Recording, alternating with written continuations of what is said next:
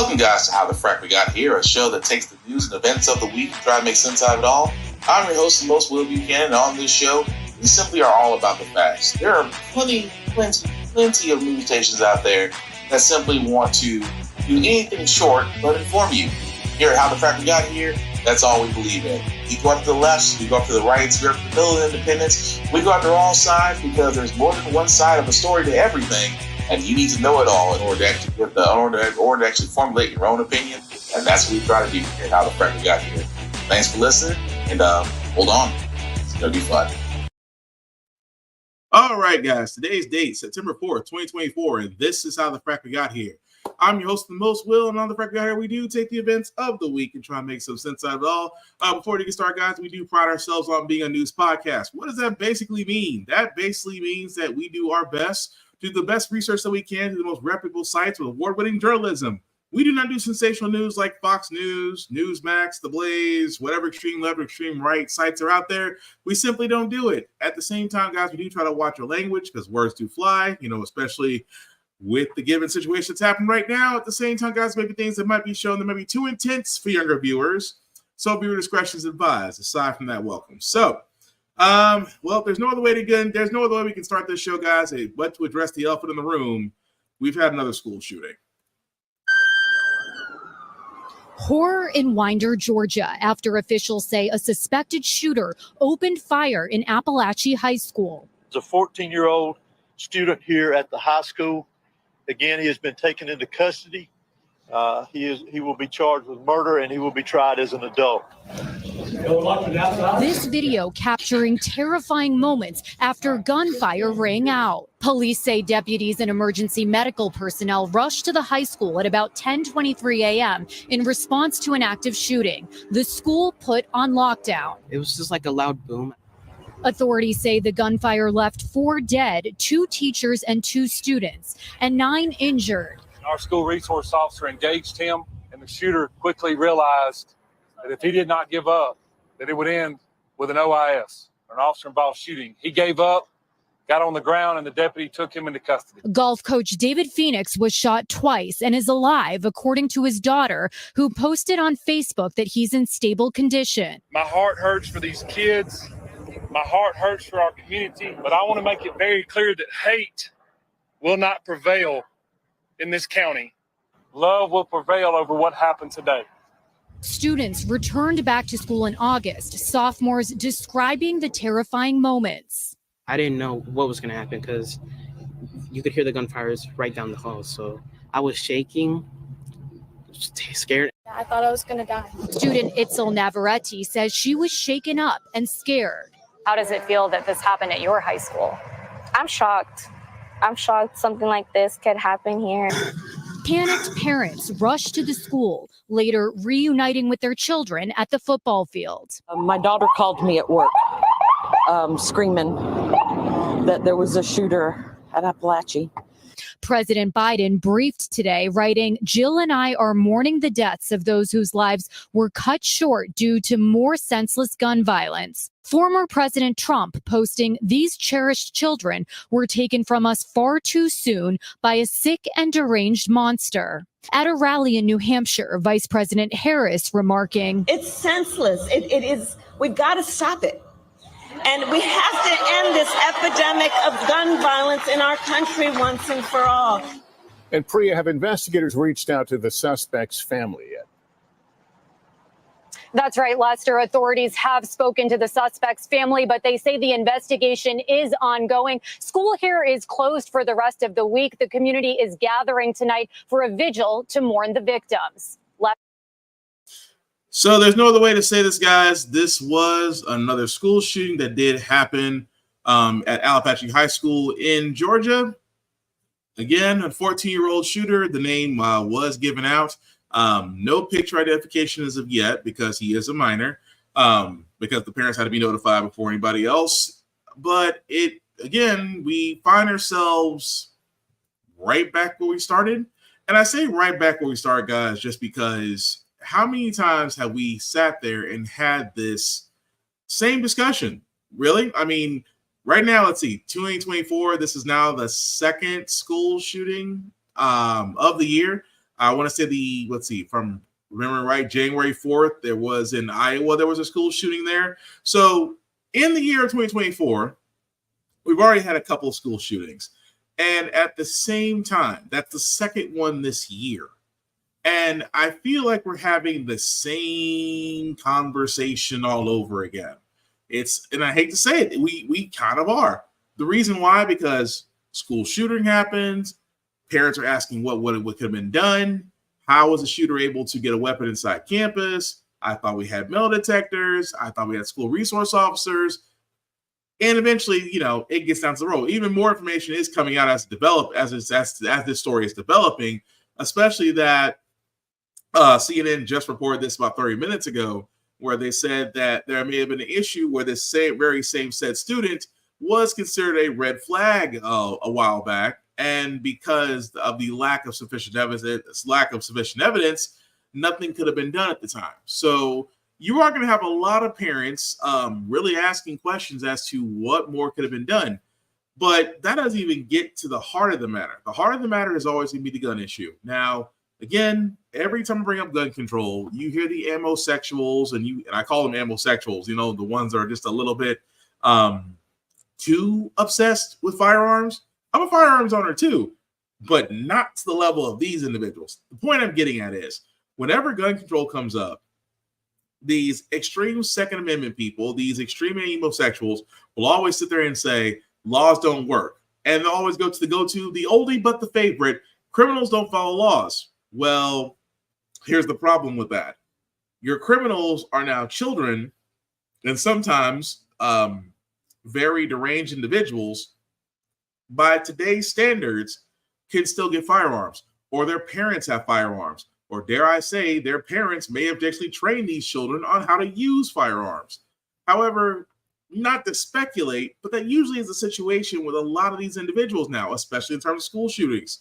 And again, we can sit there and blame the schools. Why aren't there metal detectors at these schools? Why hasn't, we have more resource officers? It's amazing to me, for the simple fact of the matter, that yes, the blame game is going to happen.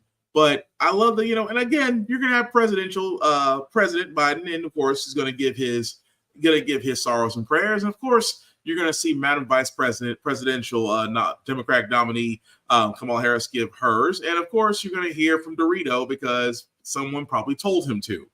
The thing I'm getting at is the only way that we stop school shootings is that we have to address the ugly elephant in the room. What do I mean by that? I mean by the fact that America has to admit we have a gun problem. And the gun problem is not the fact that guns are being made. It's the fact that guns are still too accessible. I mean, just now, not too long ago, there was the parents of the one school shooter who didn't have an issue with guns around their children. That very same child decided to shoot up a school. Those parents are now being charged for it as accomplices. Will the same thing happen for this child coming out of Georgia? Maybe. Don't know. But that's just a point. That the red flag laws, or things that are seen in these schools, because let's be honest, we're not sure. I'm not trying to give any sympathy for the shooter whatsoever. But at the same time, if someone had done a report on this thing and said, report on this kid and said, hey, something about him needs to be checked. And I always say, what could have been done more? Maybe that could have been stopped. Maybe he could have been watched for gotten the help he needs. Maybe he could have been removed from that facility altogether. It's a whole lot of maybes, but because there was no empowerment to act beyond what's the current laws at the time, it's a what if. But what isn't a what if is, and I hate to say it, the cycle of gun control and how it's handled in this country will continue. You will have a school shooting. You'll have people outraged. You will have some politicians talk about gun laws or gun control. You will have the idea of universal background checks being brought up. You will have the idea of red flag laws. You will have, possible psychiatric screening, which again, I'm not against, because in Japan, and I love using Japan as the example of how gun laws are done. Japan, you have to certify every year. You have to pay for a class every year. You have to have a physical and mental evaluation every year. At the same time, you have to do all these things. Otherwise, you cannot own firearms. And the penalties there are very, very strict for having a firearm without regulation or approval. Now, a lot of people are going to sit there and say, well, the right to bear arms should not be infringed upon. Here's the problem every time the Second Amendment gets used. The Second Amendment was only put in place because the Founding Fathers wanted to make sure that, hey, the government that we build, we don't want it to be the same government, the same dictatorship that we just left. So we want to empower the local citizens and even form local militias in the event of a tyrannical government. Now, somehow between that and what we have now, it's completely different. Do you want to own? Should you have the right to bear firearms? Absolutely. But there is a major responsibility to that type of product. There is. And even more so, we should be regulating. We should be doing more. And the whole criminals don't follow laws thing is bullshit. I don't mean to cuss this early into the podcast, but it's bullshit. Criminals don't follow laws. Well, criminals are not the criminals that the NRA and Fox News would have you believe. Now it's kids that have access to weapons. It's individuals that have access to weapons that they shouldn't have.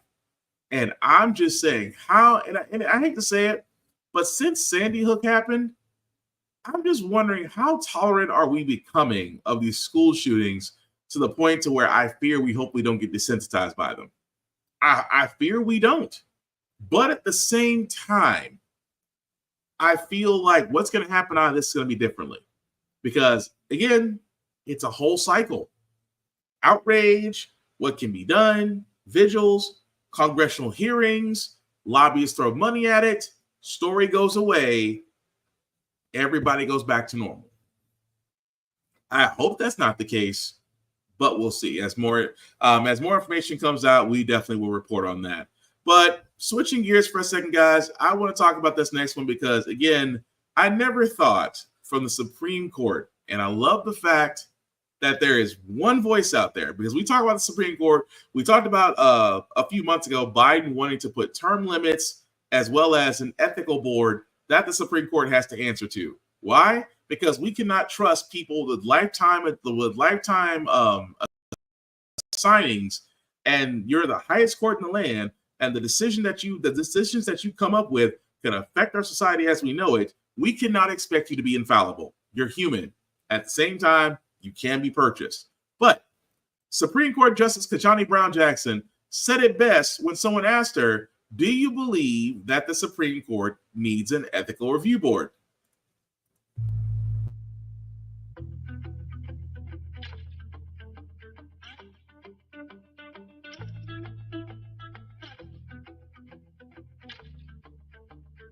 A binding code of ethics is pretty standard for judges.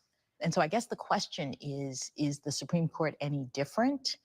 And I guess I have not seen a persuasive reason as to why the court is different than the other courts. Are you considering supporting an enforcement mechanism? I am considering supporting it as a general matter. I'm not going to get into commenting on particular policy proposals, but from my perspective, I don't have any problem with an enforceable code.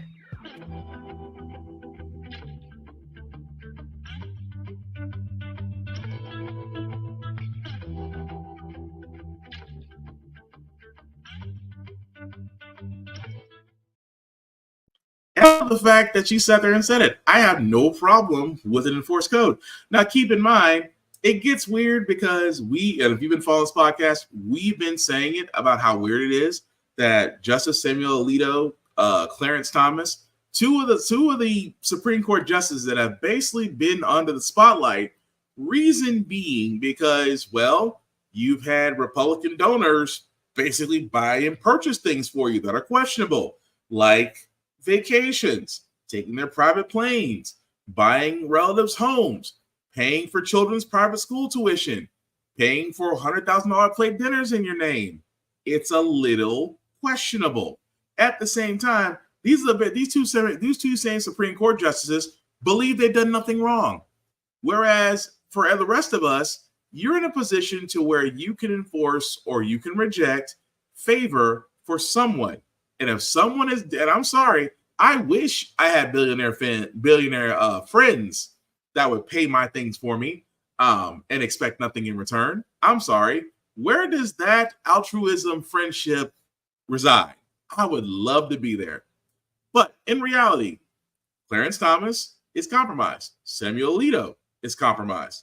No word on Amy Coney Barrett, Brett Kavanaugh, even Sotomayor, even Johnny Brown Jackson. I hate to say it. I'm not just trying to point this at conservative Supreme Court justices.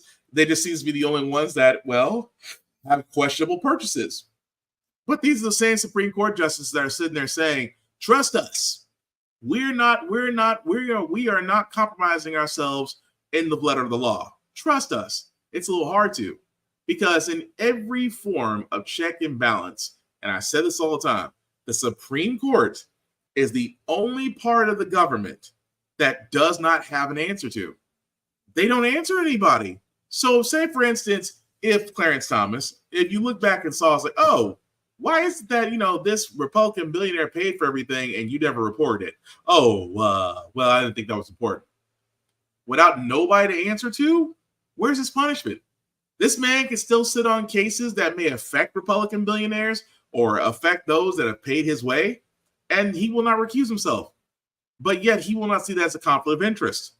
So again, I love the fact that what President Biden is trying to do. He is trying to get term limits. I think term limits for a Supreme Court should be the same as a presidency. I actually think term limits should be set on every area. I think term limits need to be on the Senate as well as the House of Representatives, and not just the executive branch. And the Supreme Court should follow suit as well. 2 consecutive terms and you're out. Because again, I think there needs to be this level of you're only here for a short time, not a long time. So get what you need done before your time runs out. And that needs to be a standing thing for all branches of government. But could Johnny Brown Jackson come out and saying that she's completely okay with it? I mean, really, I would be really curious to see on whether or not others will go for it. I mean, I don't expect Kavanaugh or Barrett or Thomas or Alito or even the lead Supreme Court justice. I don't expect any of them to say anything about this. But I do expect progressives because it makes sense. But we'll see. But moving right along, guys, I want to cover the story as well because Trump is trying to, again, he's trying to move the goal lines. The reason being, guys, is because, well, remember that hush money case that Trump was found guilty of because he paid a porn star while he was messing with her, although he was with the porn star at the time of his wife being pregnant, and yet tried to hide it in campaign funds, lied about it, tried to get his fixer to do about it, and then 4 years later we're still talking about it because, again, it's hush money. Well, here's the thing: he's trying to get that court case moved. Why? Well, because he's in election season. He's in election season, so everything's got to be moved. All of his court cases. This convicted felon is trying to move the goalpost because he, quote unquote, cannot go to trial at the same time run for his campaign. And I have been saying this the entire time, guys, for all those that don't care or don't understand. Trump's not doing this to save us, or as his MAGA people would like to believe. He's in it to save himself. The man's already facing a Manhattan judgment on mortgage fraud, which he's found guilty of. He's found guilty of sexual assault, which he's trying to get that expunged. He's guilty of his hush money payments to Stormy Daniels. He's guilty of that too. He still has his election interference case in Georgia, where DA Fani Willis is chomping at the bit to get that case started. This is the same DA that his team tried to get removed or tried to slander, and it didn't work. And let's not forget, the FBI still wants him for that warehouse full of documents, although it was really a storage container, but they still want him for that. And of course, the special counsel there, Jack Smith, has now actually reissued those charges to make sure that the Supreme Court's ruling about the president being, getting immunity for certain acts will not apply there.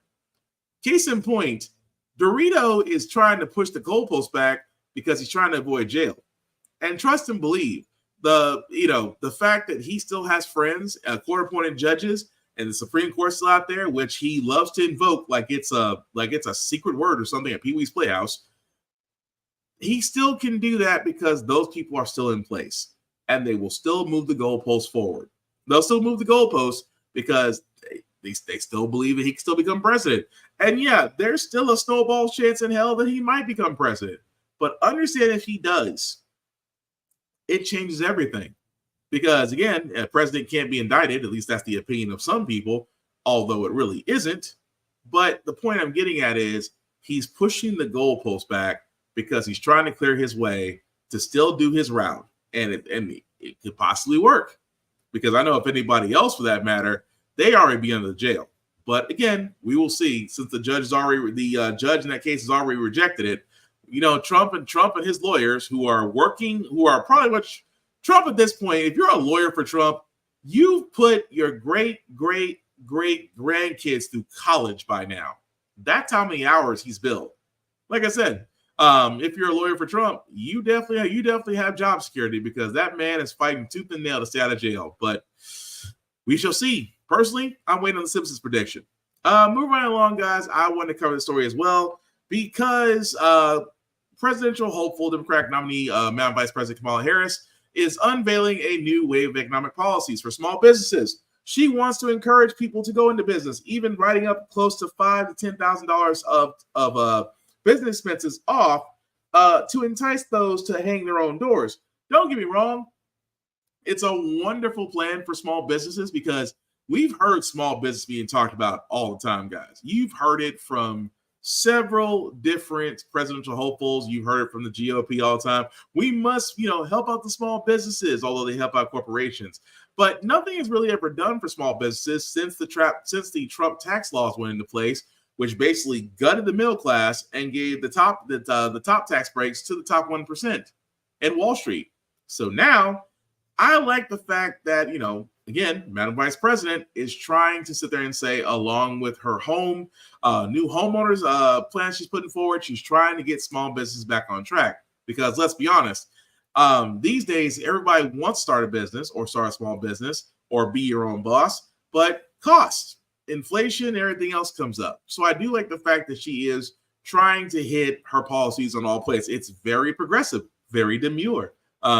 I know, I just had to try that out once. But it'll be interesting to see what she goes through. And, because again, with the debate coming up between her and Trump this Tuesday, it'll be interesting. I've said before, Trump doesn't debate. Don't believe me? Look up Hillary versus him, where Hillary dang near wiped the floor with him and called everything this man would do. And yet at the same time, she wasn't wrong at all. I expect Madam Vice President to do the same doggone thing with a smile on her face. But we'll see come next Tuesday. That being said, guys, I got to cover this story because, again, it amazes me. And I don't mean to insult everybody, but the attention span of America sometimes amazes me, but at the same time frightens me. Why? Because people will call something check fraud and call it a glitch, but still will share it for others to do. And just like lemmings, they all jump off the bridge. The new viral TikTok trend that some users are calling a money glitch or free money hack, it's actually having some serious consequences. Here's what it is. It involves people depositing fraudulent checks into their Chase bank accounts and withdrawing the money before it's flagged. Well, that's actually fraud. For more on this and how it started online, let's bring in NBC News culture and trends reporter Callan Rosenbach. Callan, good morning. Thank you so much for joining us. Good to see you. So how did something that is actually fraud turn into this trend or something viral? When did this glitch start getting all these views? Good morning, Savannah. So at the end of August, so just a few days ago, people began saying that they had found a quote unquote loophole at Chase banks where they were depositing checks basically in their own name, depositing it into their own accounts. And these were checks for, astronomical amounts, $30,000, $40,000. And they were saying that, Chase will basically front that money while they wait for the check to clear. And so people were withdrawing the money from these fraudulent checks, and they called it a money glitch. What they didn't realize is that they were going to have to pay that money back when the check inevitably bounced. And so it wasn't a money glitch. This is actually check fraud. And Chase actually released a statement saying, please don't do this. This is not a glitch. This is a fraud. And they're aware of the situation and they're trying to handle it to the best of their abilities. What are the consequences for someone who does something like this? Well, they're going to be, if they don't find themselves in legal trouble and find themselves, facing a case with Chase in the court of law, they're going to be on the hook for a lot of money. In some cases, which we haven't verified whether they're legitimate or not, but some cases people have claimed that they owe $10,000, $30,000, and they're going to owe all this money back to Chase. So there's one, the aspect of committing check fraud, which is going to be obviously a criminal offense. But then there's the other aspect of this, which is you're now going to owe all this money that you reportedly deposited into your account and that you don't have to cover.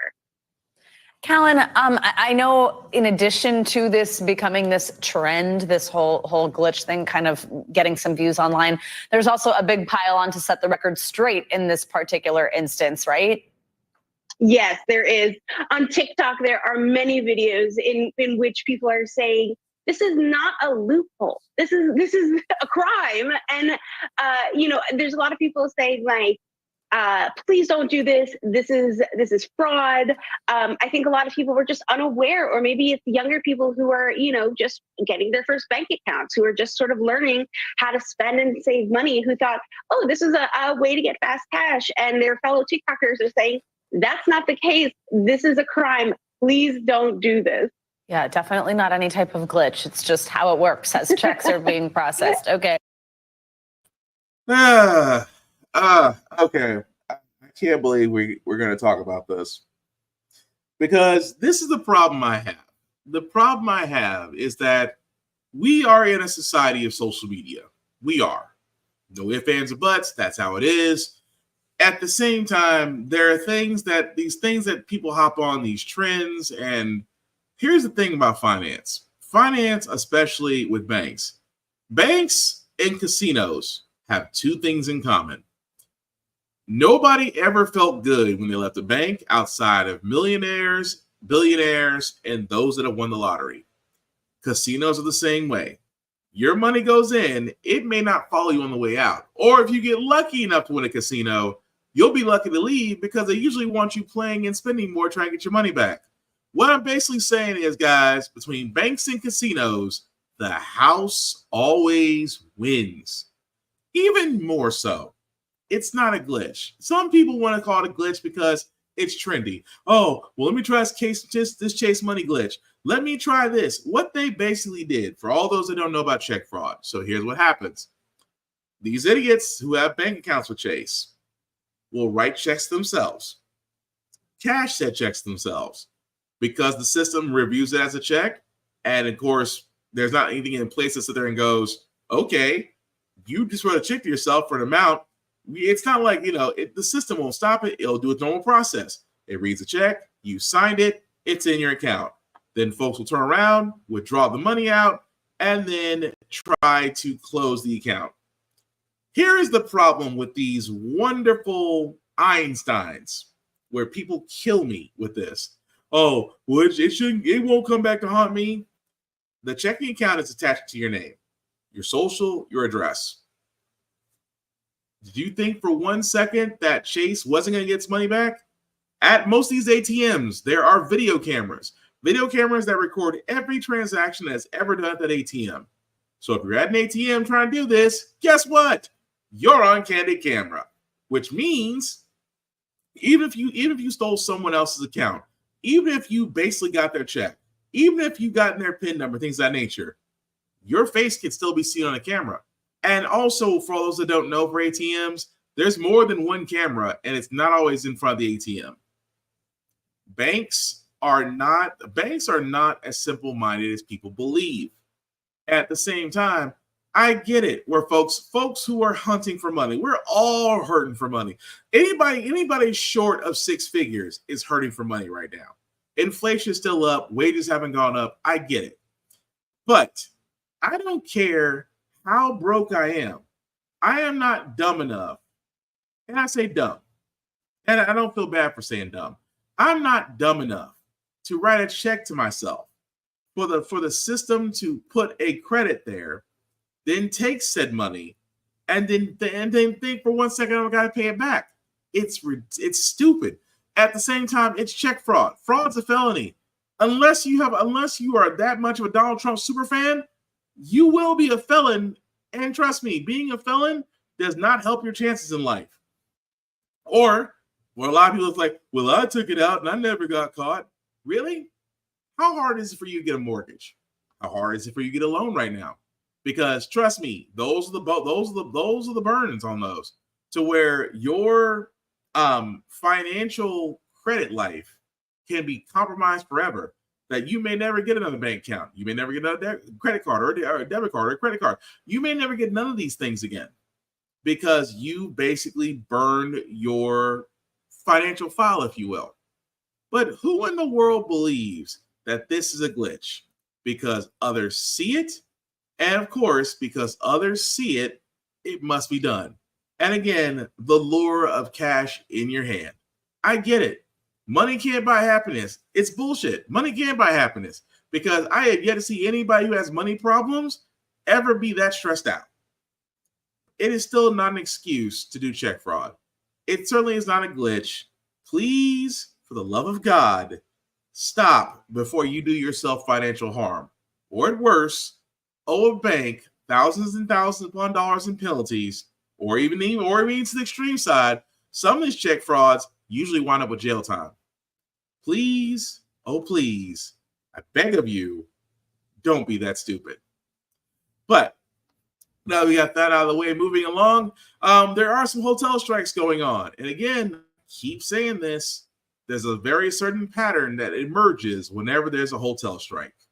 I guarantee it's probably got to do with pay. To the more than 10,000 workers at hotels across 9 U.S. cities on the picket lines, they say staffing levels have not recovered since the pandemic cuts. Ariel Reshef is here with more. Good morning, Ariel. Hey, good morning to you, Michael. Hotel workers say they're still suffering from the low wages and high workloads brought on by the pandemic. They're demanding a share of record-breaking profits. On Sunday, more than 10,000 hotel workers, from desk clerks to housekeeping, walked off the job. And this morning, even more have joined the picket lines. Workers at Hyatt, Hilton, Marriott, and Omni in 9 cities are now on strike. The union that represents the hotel workers says staffing and service cuts made during the pandemic have never been restored, and that cuts to daily housekeeping and room service have caused more workers to lose income and made their jobs more difficult. The union is fighting for higher pay and benefits, and Hyatt and Hilton both say that they have contingency plans in place to minimize the impact of these strikes on their hotels. Hilton says it remains committed to negotiating in good faith to reach fair and reasonable agreements. Marriott did not respond to a request for comment. The strikes are expected to last 1 to 3 days in each city. So let's call it what it is. Pay. It's always pay. What is it? People don't get when about strikes. Here's the thing. We are in, quote unquote, an inflation era. Yet corporations are recording and declaring profit years. Now you got to think. We're supposed to be inflation. Prices have gone up. Wages have been stagnant. Folks have to spend more and pay more to survive, to put gas in your car, to food, to daycare, to utilities, things of that nature. People have to pay more. Corporations are recording profits. Is it really inflation or is it really price gouging? Now, I've always said it best. If the corporation does have record profits, it should transition to their workers, especially in the service industry. Whenever you have hotels, you have to have people run hotels. You have people clean hotels, that run the front desk, that run the back office, that run the restaurants or any other attachments to said hotel. And it is amazing how little those people are getting when they should be getting way more. I love the fact that Hilton said, well, we have things in place. You mean you have people that you'll hire on and pay those people more, probably pay those people the same amount that you should have paid those that are on strike. And I find it odd that Hilton always says, well, we have a backup in place for things like this. Really? You found people that will either be scabs, or you found folks that will work for you for free from temporary staffing agencies. when it's very simple. Pay your workers. You want workers to be loyal to you? Pay them. You want workers to show up? Pay them. You want workers to not look for other jobs? Pay them. Because it amazes me so with these corporations who basically got their profits off these workers, refuse or will, try to argue them down and say, well, we can't pay you this, but maybe we can do this for you in the back end. Keep in mind what the journalist just said. They took cuts in staff, cuts in hours, cuts in pay. Those workers are due big time and then some. So again, that's not the only strike, because Boeing also has a problem. Well, Boeing also has problems, but Boeing has a problem with the fact that there's a potential strike for their 32,000 workers. Again, this is the same company that has problems with keeping planes in the air, a problem with FAA sanctions, and now, again, another contract between Boeing and the International Association of Machinists is due to expire. And what's the problem? Boeing just recorded a profitable year. And what's the key word I keep on saying here, guys? Every time profits come up, the workers are like, well, where's our cut of the pie? And now Boeing has a problem. The International Association of Machinists, the ones that actually build your planes, you don't want them going on strike, especially when they sat there and said, it's the wages, it's the healthcare, it's our retirement, it's our time off. We're not getting what we should be getting. And if I'm Boeing right now, because Boeing only helps out one person, the CEO. And I hate to say that, only the CEO out of these major companies, because trust and believe, when they step down, they get a golden parachute. You see it all the time. But Boeing cannot go without its machinists, because if it does, planes halts, maintenance stops, everything stops. Boeing cannot afford to take another hit, especially with all the bad press they've been getting so far. So again, pay your workers or unionize, because there's one thing we can sit there and say, the good news that we have when the workers, things of that nature, these workers at General Motors actually did unionize for the battery plant in Tennessee, and will get a raise, a $10,000 raise because of the unionization. So it is amazing to me that, think about this for 1 second, your starting pay has been risen by $10K. At the same time, minimum, and it's like, that's all people want. Well, healthcare and things of that nature. But I have said this best. And again, I've never understood how in the world that such something very simple when it comes to strikes, that you don't want to pay your workers. Why don't you want to pay your workers? Why don't you want to pay your workers living wage? Why don't you want to make sure your workers have exceptional health care? Why don't you make sure their retirement, their 401k plans are set, their PTO, paid maternity leave, paid paternity leave? Why are those things so difficult to do, outside of the fact that these corporations need to admit one thing? You do not give a shit about your employees. And I'll tell you why these corporations don't give a shit about your employees. This story right here.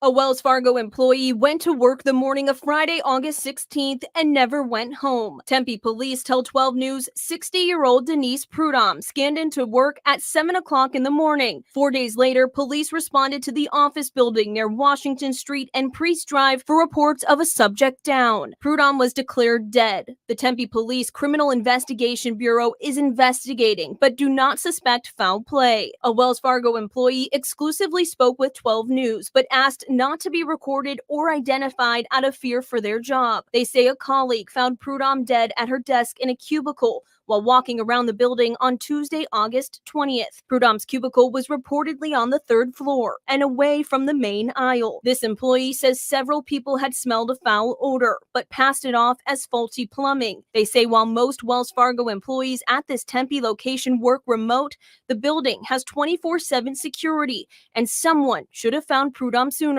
The incident left several employees feeling scared and uneasy. This employee wants to see new safety protocols in place, telling me, quote, "It's negligence in some part."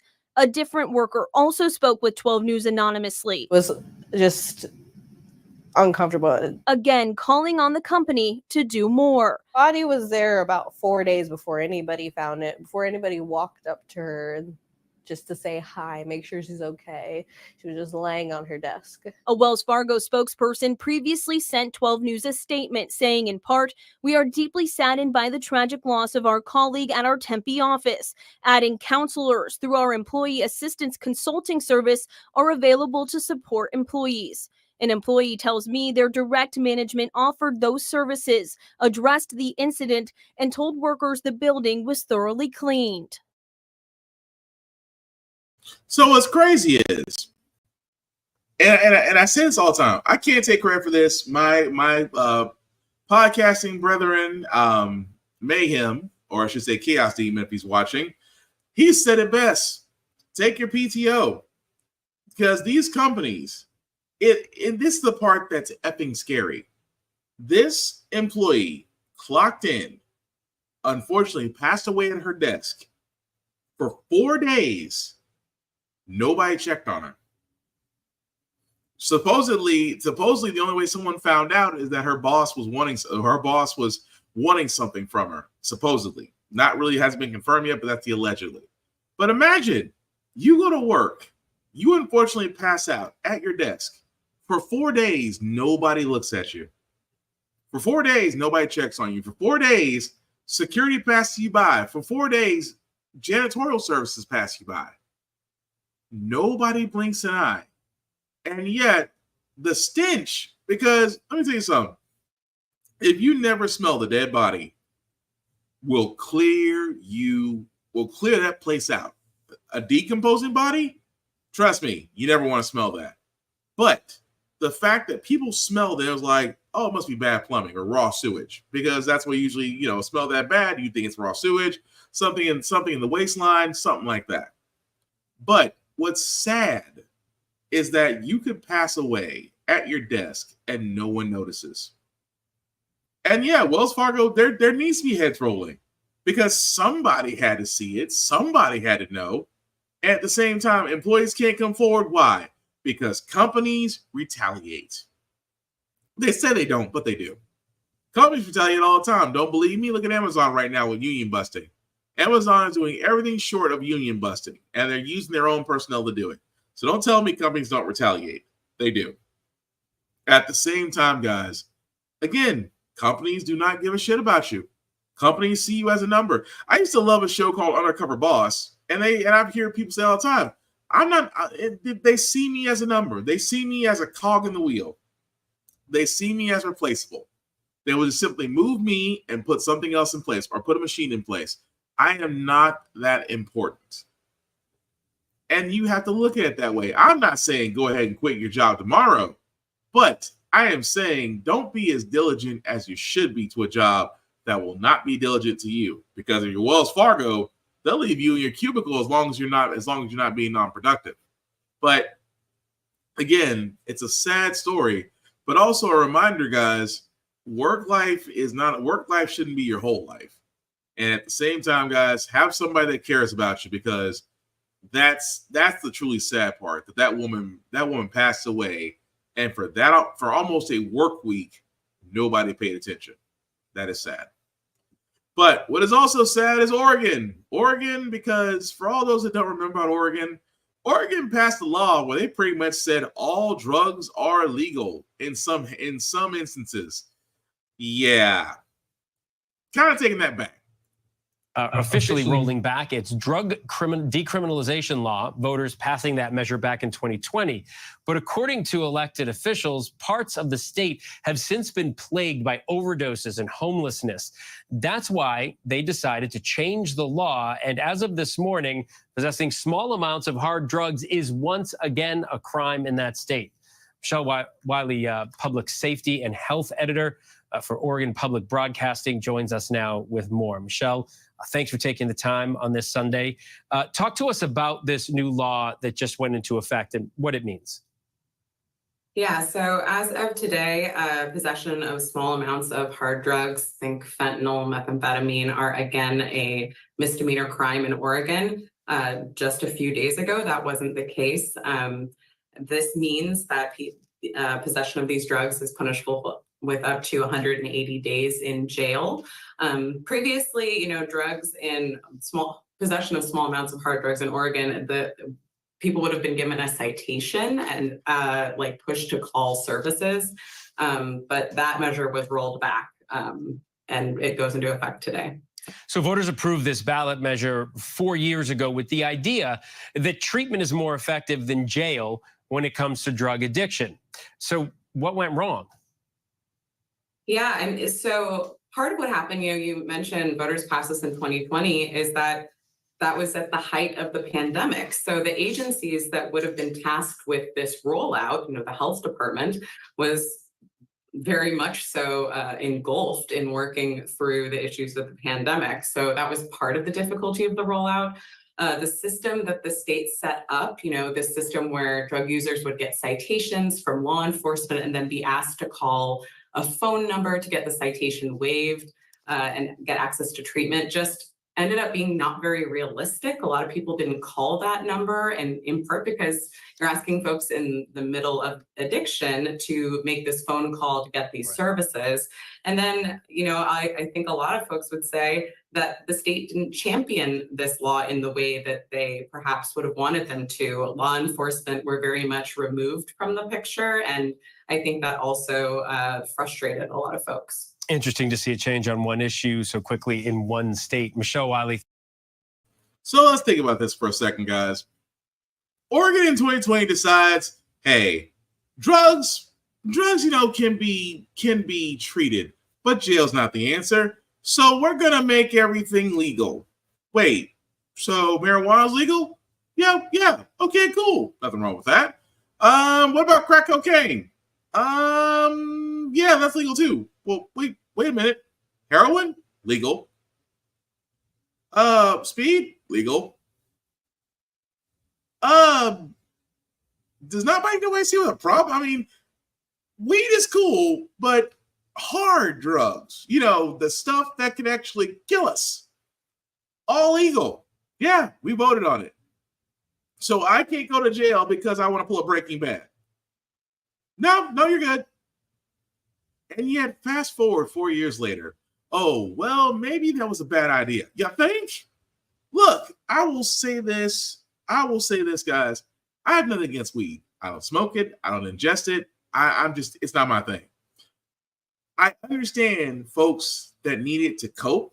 I understand that there's plenty of medical out. There's medical as well as mechanical, as well as mood stabilizers that we can help with.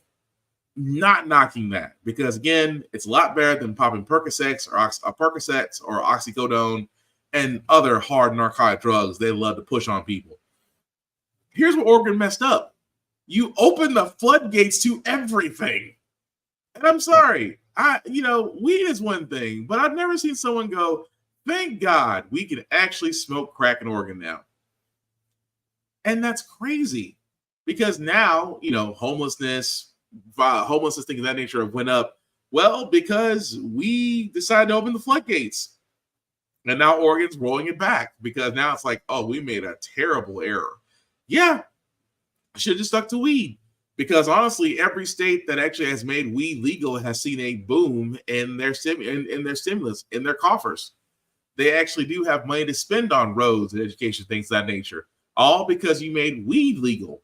Making weed legal is completely fine. Deciding to be Breaking Bad and bring back Heisenberg with fentanyl and all this other crap, yeah, that's a big problem. I'm just saying. But with that being said, guys, we do have a few more stories before we get to our feel good segment. I've never thought I'd sit there and say this, guys, because again, this is one of those things to where this needs to be said, and I'm surprised that we have to say it. But affirmative action, the part of affirmative action where for college entrances, where 4 Chinese students decided to sit there and sue Harvard because they weren't getting into Harvard and thought it was because of their racial, because it was racial discrimination, and then come to find out the Supreme Court sat there and said, "Ooh, another reason for us to destroy something," and destroy the college entrance, details of affirmative action, and said they tossed that out, and those 4 Chinese students didn't get to go into Harvard. But now every program with DEI across the board in the nation was removed because companies are like, we can get rid of these people and not get sued. Bet. Well, unfortunately, it's also affected college entrances. Why? Fewer black students are now enrolled at higher colleges. I wonder why. The schools say they saw it coming. We have to be open and honest about what's happening. A noticeable drop in the number of incoming black freshmen at some of the nation's top universities.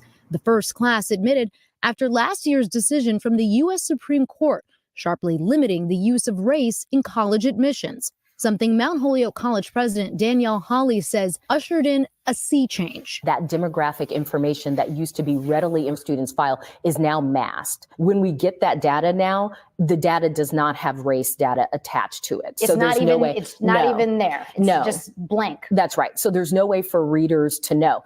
That fundamental shift in admissions now emerging in early data from several elite schools. Today, Yale revealing its share of black students remains steady compared to 2023.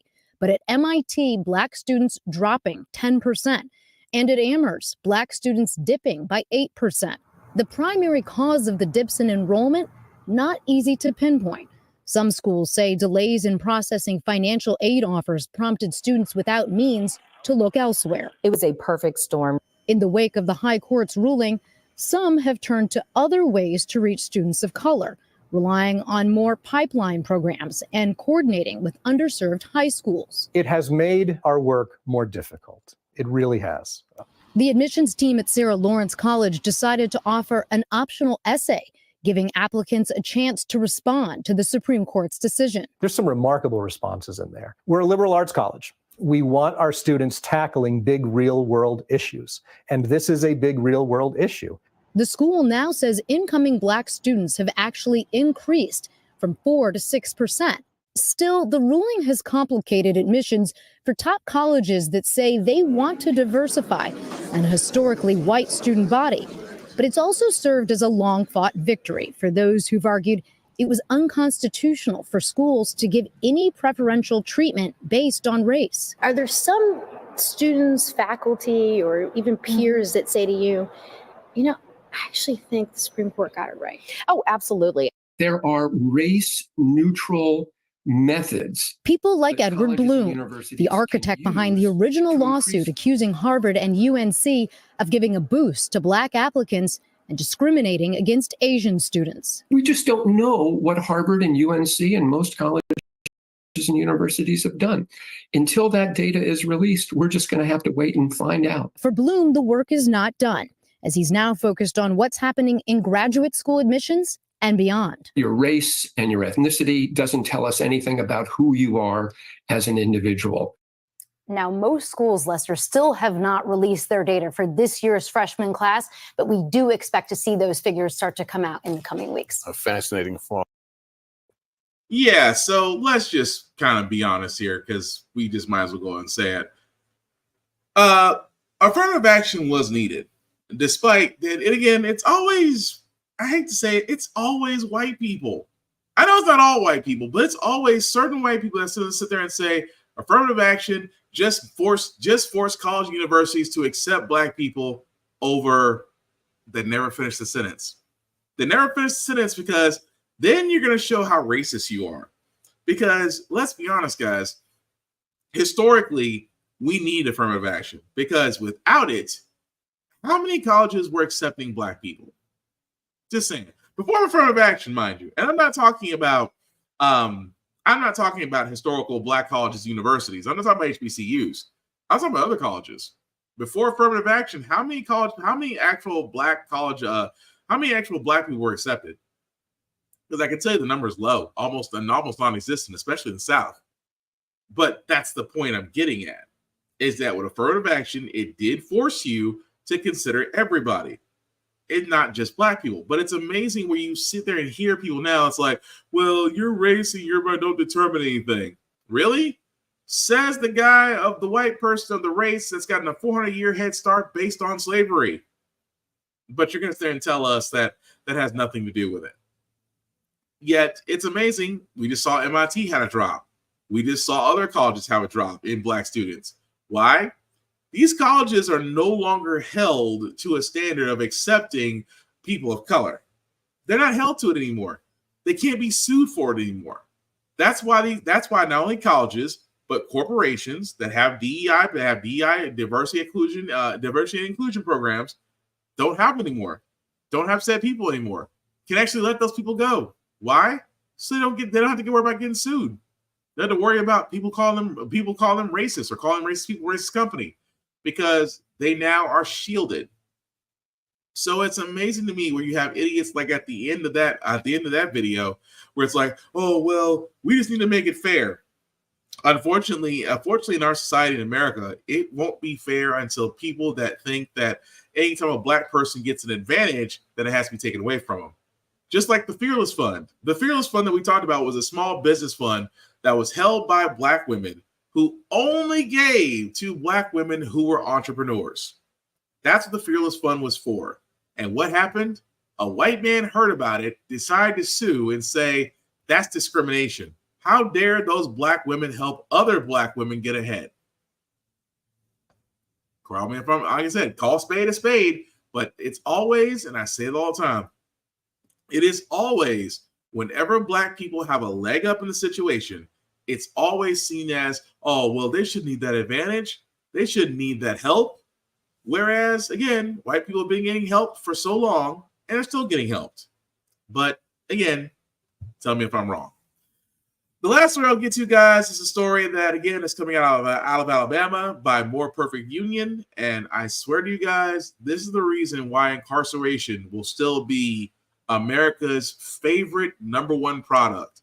Because if you thought the prison system was bad, for the next 10 minutes, understand how bad it is, especially the fact of what Alabama was able to get away with. Well, a lot of people are calling it modern slavery. Does that feel right? I was just about to say, that's slavery. That's slavery. You took away the whips, but you put the paperwork. Took away the masters and you put them in uniform. Same difference. Same difference. It kind of appears that there is a coordinated system in order to protect the labor that's created by the prison system. Walk into a McDonald's in Alabama, and the worker flipping your McDouble could be an incarcerated person. It's a sad situation of where they getting rich off us. The Alabama Department of Corrections farms out incarcerated people to work at hundreds of private companies and government agencies across the state. McDonald's, Burger King, Golden Corral, Wendy's. They got a Wendy's contract right now. State Trooper's office. They'll send everybody everywhere. They'll send you everywhere. Yes, the parole office. And even though ADOC trusts these incarcerated people to leave prison every day and work alongside the general public, many of them are still denied the chance at real freedom. I work for y'all, but when I come up from parole, you deny me. Why would you deny me? Because you're getting free service. This is a story about corporations and the state of Alabama exploiting prison labor and the coercive policies they use to keep its citizens trapped in servitude. It doesn't work. It's a terrible system. If you're wondering how any of this is even legal, well, it might not be. That's what we went to Alabama to figure out.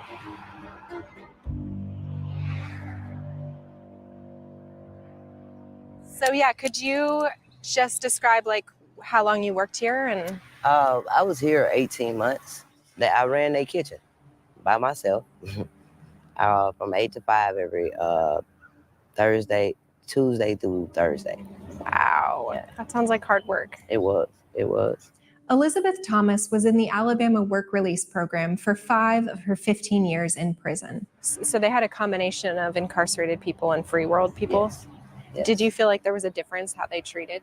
Oh, most definitely. We work longer hours. Make the work release work over, work extra days, don't want to give you off days. Like, no, I got to eat my health. I have to get rest. You know what I'm saying? I'm not a machine. But that's how they look at you, like. This is Quincy Sanders. During his nearly 17 years in prison, he worked at several restaurants, a lumber yard, and McDonald's. Like, working a real job and trying to be incarcerated is a very hard experience. You have to be mind strong, really. Alabama has one of the most overcrowded and deadly prison systems in the United States. Even the Justice Department found conditions there to be unconstitutional. In 2023, almost a person a day died in Alabama prisons, which is almost 5 times the national average. They might get beat to death. People beating folks with sticks. They breaking broomsticks, making little billy clubs. People in there stabbing each other. People in there doing drugs. People in there almost about to die. They're not giving you no nursing assistance. The nurse probably get there, you probably be dead. But ADOC offers people in prison with nonviolent misdemeanor convictions a potentially life-saving deal. If they join the work release program, they get to live in special facilities that are generally much less dangerous than regular prisons. They spend their days working in the free world without prison supervision, and they can earn 72-hour passes to visit their families at home. If you go out here and you do the right thing, you get to elevate, you get to grow, you get out of this facility. But what you didn't tell me is that you finna get all my money. That's what they didn't tell you. The state takes a 40% cut of every incarcerated worker's wages off the top, before taxes, plus an additional $5 a day for van rides to and from work, $15 a month for laundry, and then any restitution and court fees. If your check is $636, you might see two something out of that. And that's every 2 weeks. And you done work 80 hours and only seen $200. Like it makes you lose motivation, because money motivates people, especially working. So it kind of makes you lose motivation. One estimate calculated that the state of Alabama enjoys a benefit of more than $450 million a year off of prison labor. And it's slavery all the way around the board, just slavery. And unlike free world workers, incarcerated workers can't just get a shift covered or quit. ADOC has a list of rules that all incarcerated people are expected to abide by. Rules like don't have contraband, be in your bunk at the required time, and rules like don't refuse to work. That's a rule on the books. CJ Sandley is one of the attorneys behind a recent lawsuit filed against ADOC. The range of punishments folks can face if they get written up for refusing to work include solitary confinement, losing access to phones, tablets, visitation, access to their families and loved ones for like 30 days, 60 days, being required to do more work inside the prison walls for free under threat of punishment. I want to talk to my family. I want to be a part of my family. And you're telling me that if I don't go and do what you want me to do at these jobs, work as hard as they want me to do, if they need me 7 days, you want me to go there 7 days. If they need me 80 hours, you want me to work 80 hours. If they want me to turn around and come back and do a double, you want me to get up and you want me to be available to do all this. But if I decide I'm tired, Lord forbid if we got sick. I talked to Reginald Burrell, who was injured when an entertainment center fell on his head at the private furniture manufacturing company where he worked through ADOC. When he spoke up about it, he was fired. And, I confronted the JPO about it, and they shipped me to Shieldsburg with extra duty, taking away my privileges, and I ended up in a landfill. I just got assaulted and mistreated at this job, and now I'm ended in a landfill working for free for a multi-million-dollar company. One of the most valuable things in the system is whatever I can do to get out early. If a work stoppage to protect myself from being abused and to speak up for myself could subject me to sanctions, I don't have to say it, but you're going to follow whatever order you're given. Chris England is a state representative in Alabama. He's leading the fight to reform the state's prison system. It is a completely broken system. The folks in charge, the parole board, they don't use guidelines. There is no methodology applied to it. Alabama has some of the lowest parole grant rates in the country. And more than 90% of the time, hearing this answer. Denied, denied, denied, be denied. Parole will be denied. If the parole board followed its own guidelines, it would grant parole in about 80% of cases. But instead, that number dropped to just 8%. last year. And incarcerated people in the work release program don't fare much better. I know that there are people at the Department of Corrections, they assess them, and then they say, you are not a threat. So much so, you can leave here and go work. Some people actually go home for 72 hours on a weekend and are told, we trust you to the point where you do whatever you got to do. We'll see you Monday morning, 8 o'clock. That same person goes before the parole board and they say, you know, what you did 20 years ago is so bad we can't let you out. You're a threat to public safety, but make sure you're at work tomorrow morning. A federal lawsuit claims that 235 people in the work release program were denied parole in fiscal year 2022. So if the system is operating as designed, what is the point of the system? It appears labor is. One thing our lawsuit talks a lot about is that very clear lineage from slavery in the state to convict leasing and to what we've got now. And the punishment by the Department of Corrections is what our clients are challenging, because that's what amounts to involuntary servitude and slavery by the state. After the Civil War, the 13th Amendment abolished slavery with a key caveat. Forced labor was still allowed for people convicted of a crime, and the states adopted a copycat of this federal amendment. But here's the thing. In 2022, Alabamians made a historic vote to remove this exception. The state has a new constitution. Voters overwhelmingly agreed to make our state constitution free of racist laws and language. However, right after the voters of the state changed the state constitution, the governor and the Department of Corrections really doubled down on the punishment for refusing to work. So the people closed the loophole and then the governor went around to open it up again, basically. Yeah, that's right. Governor Kay Ivey's executive order made encouraging or causing a work stoppage a high-level violation on the same level as possession of a weapon, drug possession, and bribery. The order also cracked down on correctional incentive time, better known as good time. In some prison systems, good behavior is rewarded with what's known as good time. People can earn sentence reductions and get released from prison early. And the state legislature even changed its good time law to increase that form of punishment for folks who refuse to work.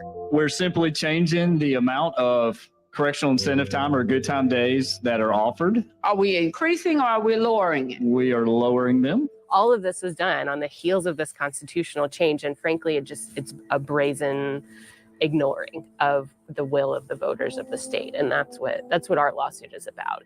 And so many people want to work, but they want to be paid fairly. They want to be paid a free world wage for the labor they're doing. They want to be working in safe conditions. They want to be treated fairly, and they don't want to be forced to work if they don't want to, or they can't because they're sick, or they have a doctor's appointment, or they're feeling unsafe in their work and they want to change jobs.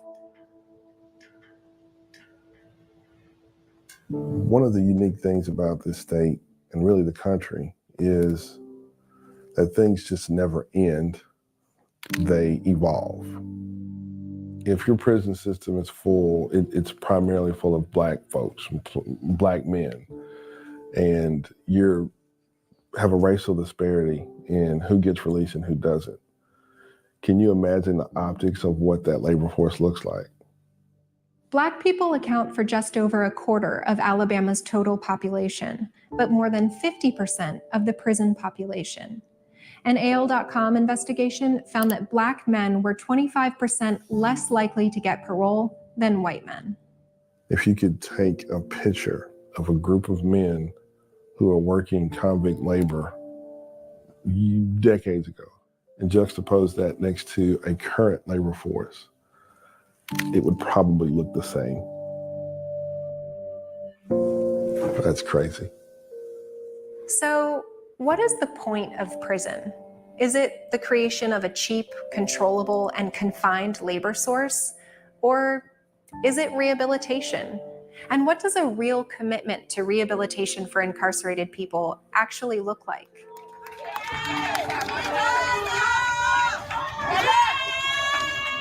I wish they'd strip that name off of that Alabama Department of Correction. I wish they'll take correction out of that and just say Alabama Department, because ain't no correction.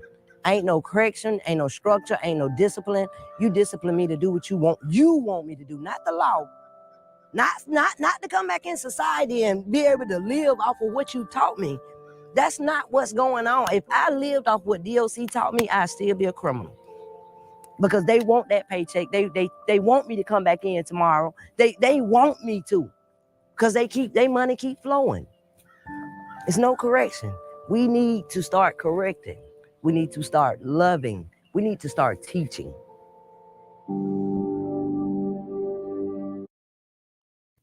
And, you know, what more can be said from that?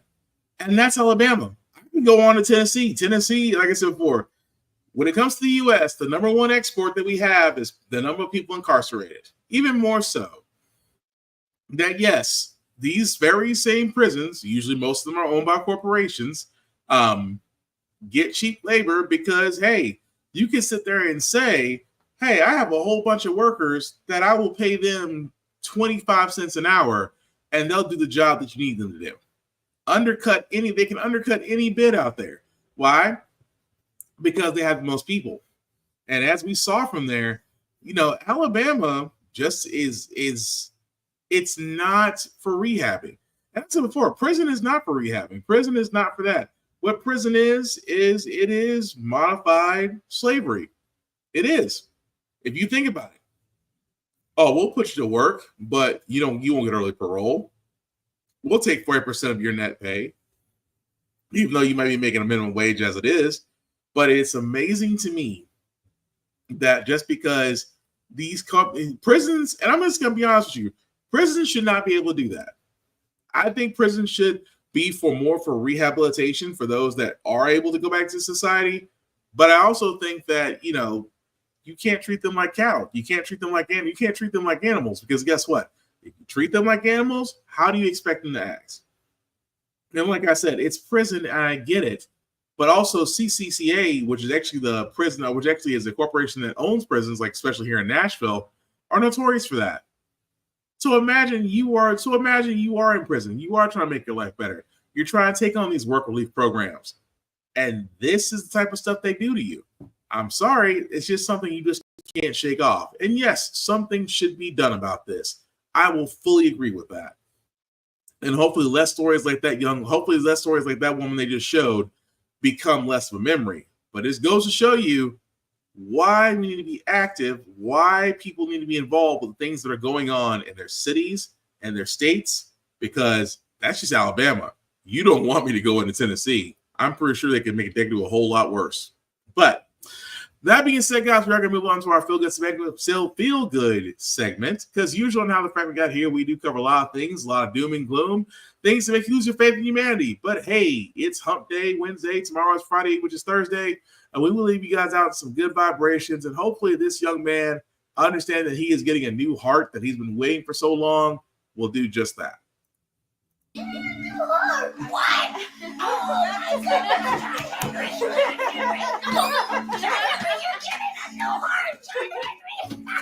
So you're not matching the vibe today? You're not matching the vibe? You're not matching the vibe, John Henry? Congratulations. Congratulations. Hey, I'm getting a new heart! No! Yes! You still want to go on an ice cream date? Yeah! All right. I'm getting a new heart! Yay! That's wonderful! Good to see you. You gotta tell her. I'm getting a new heart!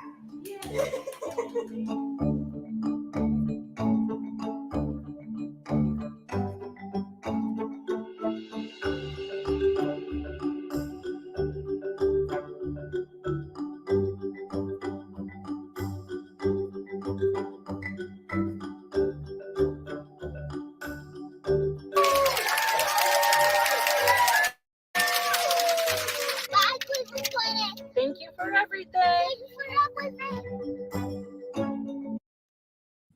I don't care who you are. That's feel good right there. And happy that that successful surgery and that the young man was able to go home.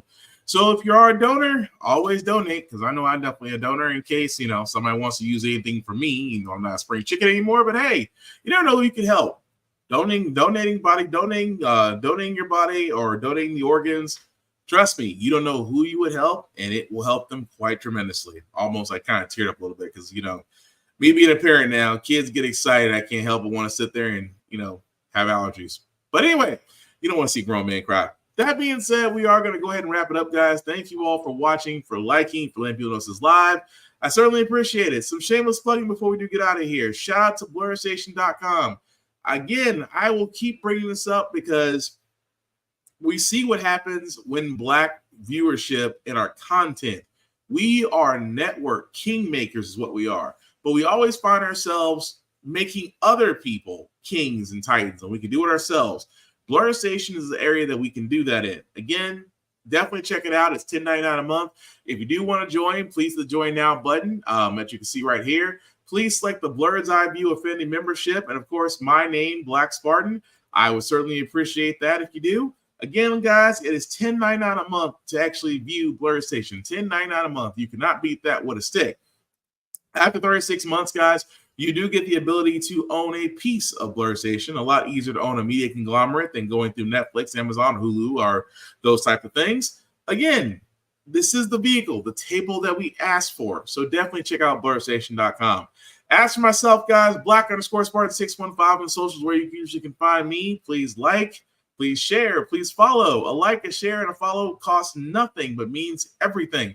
And also, I'm a pretty chatty person. Just don't make it weird. I don't want to block you.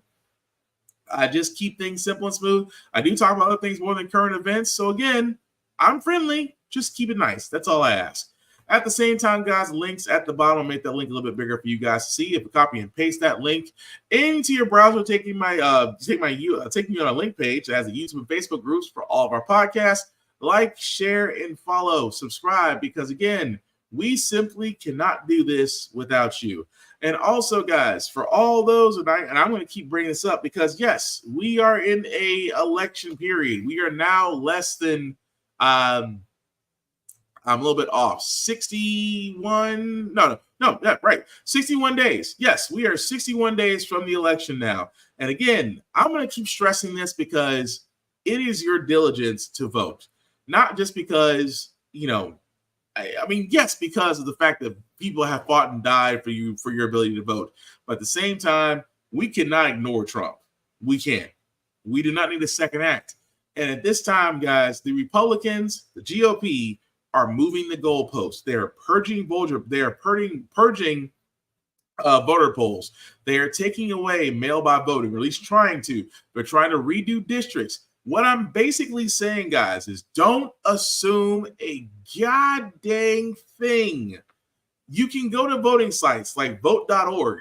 And again, I say vote.org because vote.org will help you out completely. It will check your voter registration. It will, if you did not vote, it will help you to register to vote.